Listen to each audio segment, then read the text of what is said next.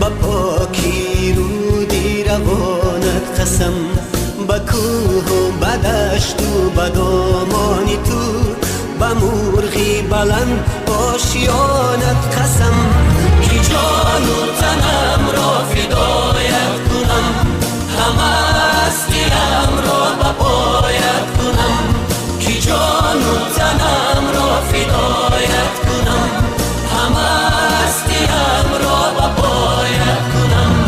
قسم قسم به نامت قسم ای وطن، وطن وطن به نامت قسم ای وطن.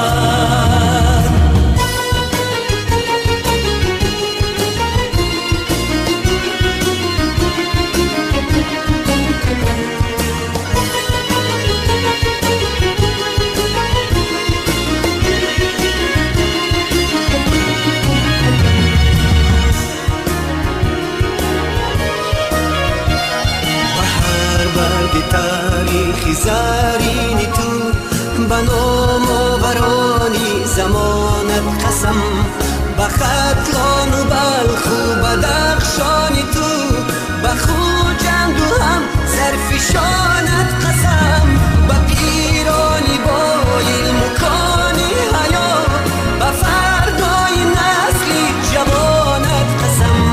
قسم قسم به نامت قسم ای وطن، وطن وطن به نامت قسم ای وطن.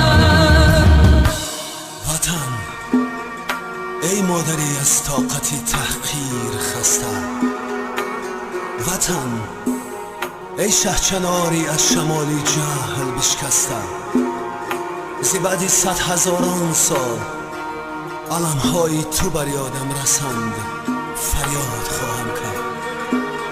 وطن با نامی تو، با ننگی تو، با عشق مجروحی نبردی تو، به جای عاشقانی غره مرگ و شیر مردی تو، بینای شهرت و شانی تو را بنیاد خواهم کرد، تو را آباد خواهم کرد.